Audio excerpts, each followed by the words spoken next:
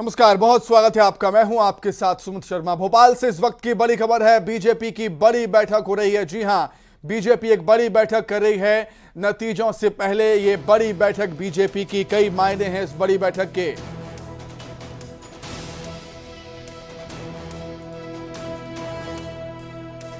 राजधानी भोपाल से इस वक्त की बड़ी खबर आपको बता रहे हैं। बीजेपी की बड़ी बैठक हो रही है।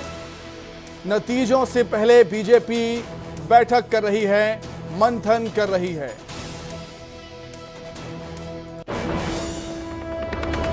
इस वक्त की बड़ी खबर राजधानी भोपाल से, बीजेपी की बड़ी बैठक हो रही है राजधानी भोपाल में। नतीजों से पहले बीजेपी मंथन कर रही है, रणनीति बनाई जा रही है। सभी प्रत्याशियों की किस्मत ईवीएम में कैद हो चुकी है। 3 दिसंबर को रिजल्ट आएंगे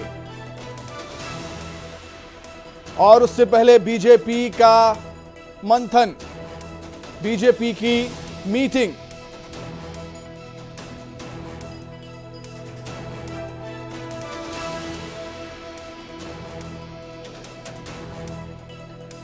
अधिक जानकारी के लिए हम बातचीत करेंगे। संवाददाता शैलेंद्र चौहान हमारे साथ जुड़े हुए हैं फोन पर। शैलेंद्र, क्या कुछ जानकारी है इस बड़ी बैठक को लेकर? कौन कौन से बड़े नेता इस बैठक में मौजूद हैं बीजेपी के, और क्या कुछ मुद्दे हैं इस बैठक के?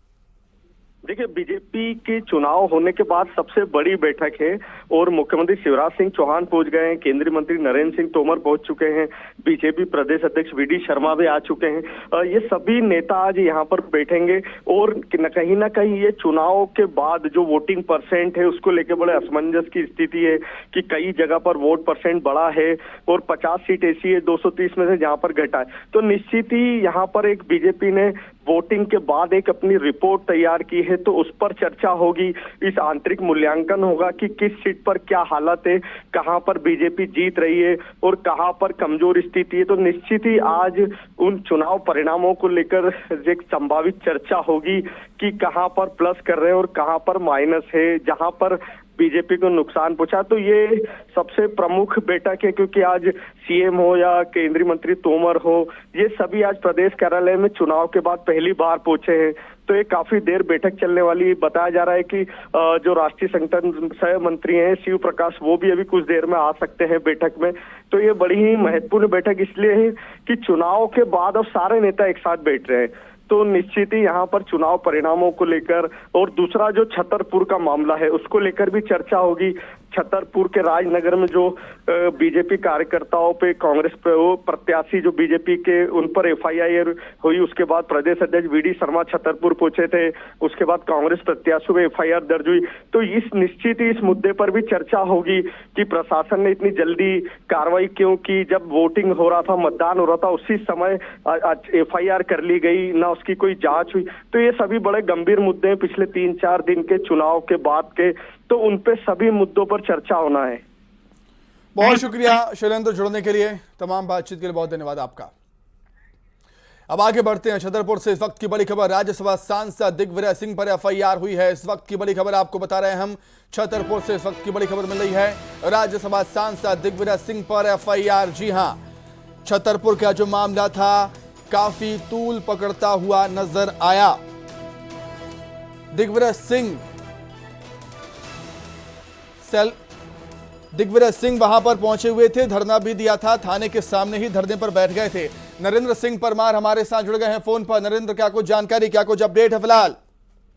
देखिए, बिल्कुल सुमित, इस वक्त की सबसे बड़ी खबर ये आ रही है कि कांग्रेसियों के जो कांग्रेस के नेता हैं, राज्यसभा सांसद दिग्विजय सिंह शायद, जो मध्य प्रदेश के पूर्व मुख्यमंत्री रहे हैं, उन शायद करीब 60 से 70 लोगों के खिलाफ खजुराहो थाना में, छतरपुर जिले का जो खजुराहो थाना है, वहां पर एफआईआर दर्ज की गई है और जो अपराध पंजीबद्ध किया गया है उसमें आरोप है कि मध्य प्रदेश में विधानसभा चुनाव के दौरान चूंकि आदर्श आचार संहिता लागू है, उसके बावजूद भी बिना किसी सक्षम अधिकारी के परमिशन के इन्होंने धरना प्रदर्शन दिया था खजुराहो थाना के सामने।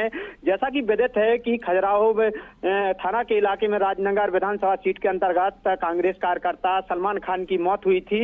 उसी मामले को लेकर दिग्विजय सिंह जब शोक संवेदना व्यक्त करने के लिए खजुराहो पहुंचे थे मृतक के घर, तो उसके बाद वह सीधे अपने कांग्रेसी नेताओं के साथ खजुराहो थाना के सामने धरने पर बैठ गए थे और उनका यह धरना करीब 16 घंटे खजुराहो थाना के सामने दिन रात चलता रहा था। यहाँ तक कि दिग्विजय सिंह ने चारपाई यानी खटिया पर धरना स्थल पर ही रात गुजारी थी। तो इस पूरे मामले को लेकर पुलिस अब एक्शन में आई है और जो कांग्रेस के नेता हैं सभी के खिलाफ कार्रवाई की गई है। तो पुलिस का यह बड़ा एक्शन माना जा सकता है, जिस तरह से धारा 188 के तहत खजुराहो थाना में पूरा अपराध पंजीबद्ध किया गया है, जिसमें दिग्विजय सिंह सहित जो राजनगर विधानसभा सीट के जो विधायक हैं विक्रम सिंह उर्फ नाती राजा, जो कि कांग्रेस के प्रत्याशी भी थे, उन दो लोग नामजद FIR हुई है। इसके अलावा अन्य जो हैं वो 60 से 70 कांग्रेसी नेता बताए गए हैं जिनके खिलाफ यह मुकदमा दर्ज किया गया है। जी बिल्कुल नरेंद्र, इस मसले ने काफी